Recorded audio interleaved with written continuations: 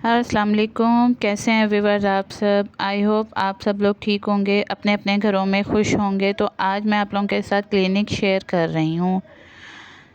तो आज मैं बात करूँगी आप लोगों के साथ क्लीनिंग के बारे में कि आप लोग कैसे क्लीनिंग के लिए और अपने लिए टाइम निकालते हैं, अपनी फैमिली के लिए टाइम निकालते हैं। तो यहाँ मैं आप लोगों को अपना डे प्रोडक्टिव कैसे बनाती हूँ, किस तरह अपनी रूटीन में अपनी सारा दिन कैसे मतलब मैनेज करती हूँ, तो वो मैं आप लोगों के साथ शेयर कर रही हूँ। कुछ लोग कहते हैं कि भाई घर में काम वाली होगी तो इसलिए ये मैनेज कर लेती है। काम वाली सारा दिन नहीं होती, अगर है भी तो, अगर नहीं है तो ख़ुद करना है सारा कुछ मैंने, और अगर है तो जस्ट वो एक सफाई करेगी और उसके साथ भी काम वाली के साथ भी हमें ख़ुद करवाना पड़ता है। अगर मैं काम वाली के साथ नहीं करवाऊँगी तो वो मेरा घर बिल्कुल क्लीन नहीं करके जाएगी, तो मुझे उसके साथ साथ ये चीज़ें करनी पड़ती हैं। अभी आप चेयर्स देख रहे हैं सोफ़े पे है, तो ये सोफ़े पे इसलिए है कि मेरी काम वाली ने मैंने सफाई की है टेबल के नीचे से और ये वहीं रख गई है। उसके बाद वो बाहर का काम करने लग गई है सहन वगैरह, तो मैंने फिर सोचा कि मैं थोड़ी सी क्लीनिंग कर लूँ, डस्टिंग भी थोड़ी बहुत रहती है और सोफ़े वगैरह नीट में कर लूँ। तो मैं वो करने लगी और काम वाली दूसरा काम करने लगी। इस तरह मैं ख़ुद भी साथ देखती हूँ और मैनेज करती हूँ।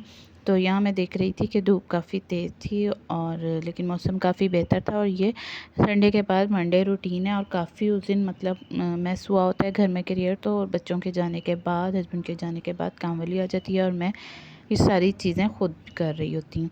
तो मैंने साथ साथ डस्टिंग की और फिर उसके बाद मैंने अपना मतलब कि बाकी अपने किचन रूटीन, और किचन रूटीन इसलिए मैं पहले नहीं कर रही होती क्योंकि मॉर्निंग में गैस चली जाती है, दोपहर तक आती है, तो मैं फिर बाद में किचन का काम करती हूँ। तो इससे पहले मैं सोचती हूँ कि जो टाइम बच रहा है मैं उसमें अपना ये काम मैनेज कर लूँ, तो इसलिए मैं मॉर्निंग में ये काम मैनेज कर लेती हूँ। अगर गैस आ रही होती थी तो पहले मैं किचन में जाती थी, पहले मैं अपनी कुकिंग वगैरह करके हंडिया बन्नी रख रही थी और फिर मैं बाकी चीज़ें करती थी। तो अब मैंने अपनी रूटीन ऐसे शेयर की है कि गैस नहीं आ रही होती तो मैं उस टाइमिंग पे अपने रूम का सारा वर्क कर लेती हूँ कंप्लीट।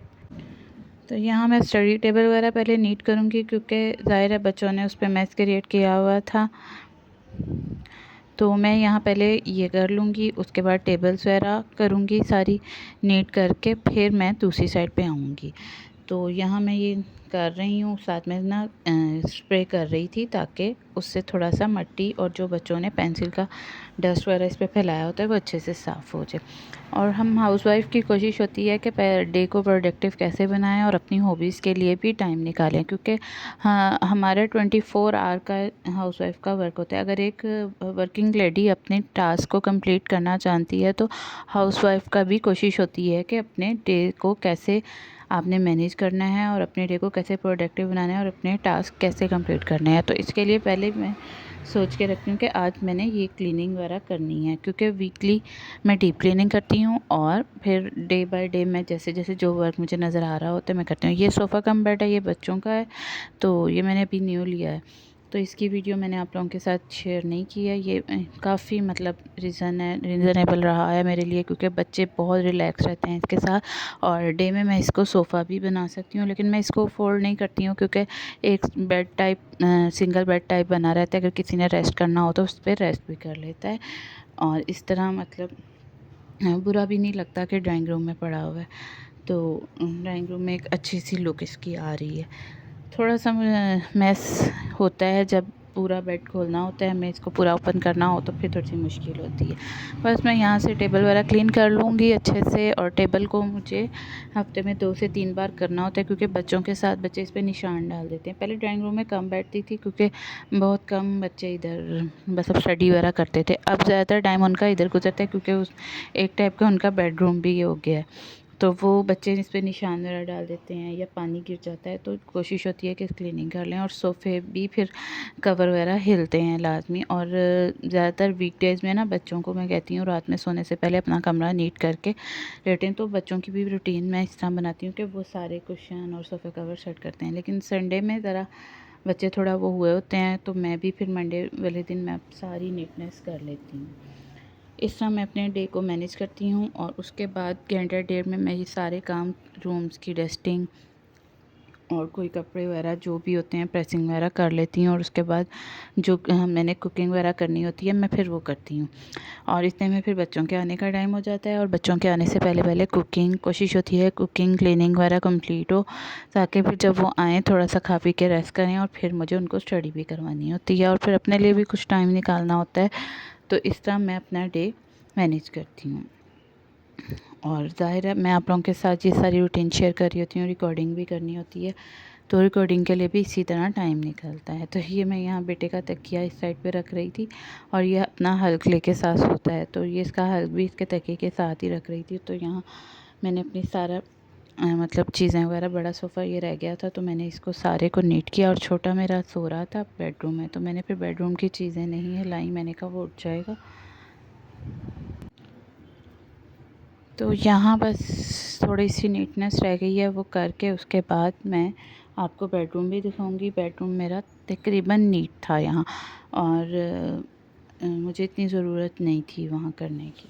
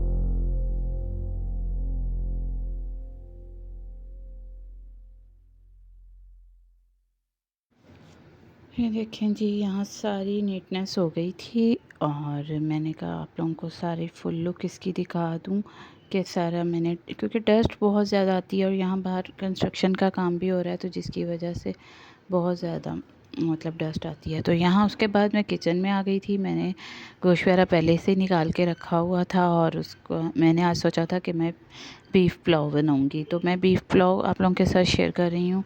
तो यहाँ मैंने 1 केजी के करीब था ये गोश्त, और इसमें मैंने तमाम चीज़ें, मतलब जो है ना पुलाव के मसाले होते, धनिया, बादियान, गरम मसाला साबुत, इसमें ज़ीरा, काली मिर्च वगैरह सारी चीज़ें, और बड़ी इलायची, इस तरह की चीज़ें सारी, लौंग, तो धनिया जो होता है वो साबुत था, वो मैंने पिसा हुआ नहीं लिया था। तो इसकी मैं एक पोटली बना लूँगी ताकि ये इसमें चीज़ें ना आएँ, और बाद में जब हम लोग इसको पकाने लगें तो बच्चों के मुंह में ना आए। उसके बाद मैं लहसुन अदरक का पेस्ट भी डाल दूँगी, और लहसुन अदरक का पेस्ट डाल के और गोश्त डाल के पानी डाल के मैं इसको पकने के लिए गोश्त को रख दूँगी। प्याज भी मैंने कट कर लिया, और मैं इसमें नमक ऐड करी थी, थोड़ी सी मैंने हल्दी भी ऐड की थी।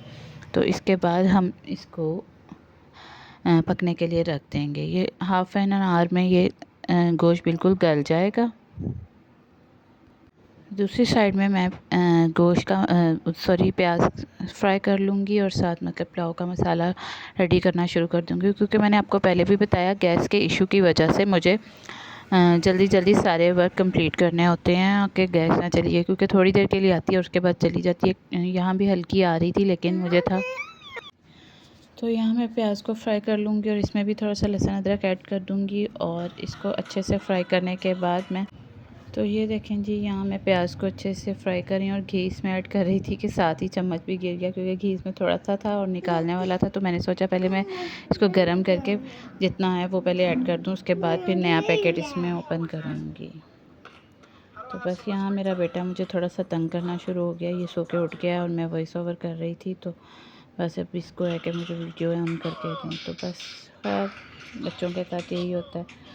और यहाँ इतने में बातें करते करते हमारा प्याज भी फ्राई हो जाएगा।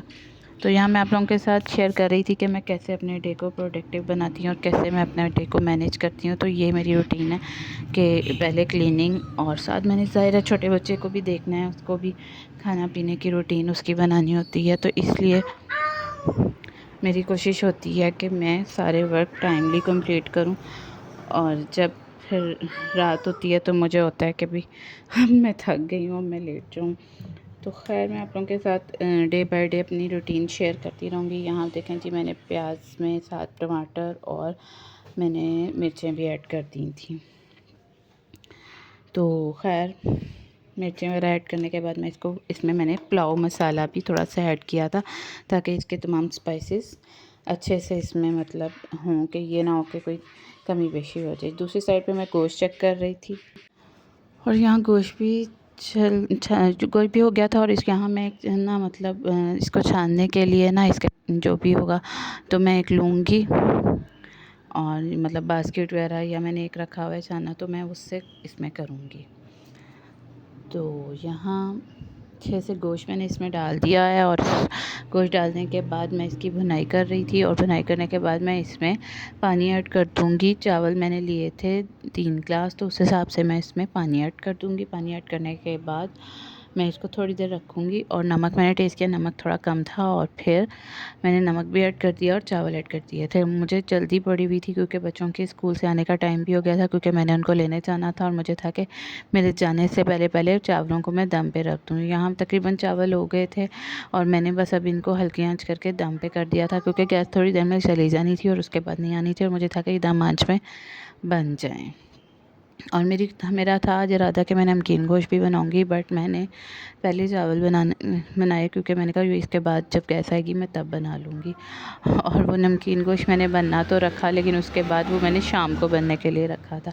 तो वो मैं आपके साथ नेक्स्ट वीडियो में शेयर करूँगी। तो यहाँ तकरीबन चावल रेडी थे और हम स्कूल से आ गए थे और बच्चों को भूख लगी हुई थी, तो मैंने बस जल्दी जल्दी वीडियो आप लोगों को दिखाई है। और उसके बाद मैंने बच्चों को खाना दिया। बहुत अच्छे, बहुत मज़े के बने थे पुलाव, और सिंपल सा पुलाव बहुत मज़े का बनता है और बच्चे खाते भी शौक़ से हैं। बाकी दुआओं में याद रखिएगा। अल्लाह हाफ़िज़।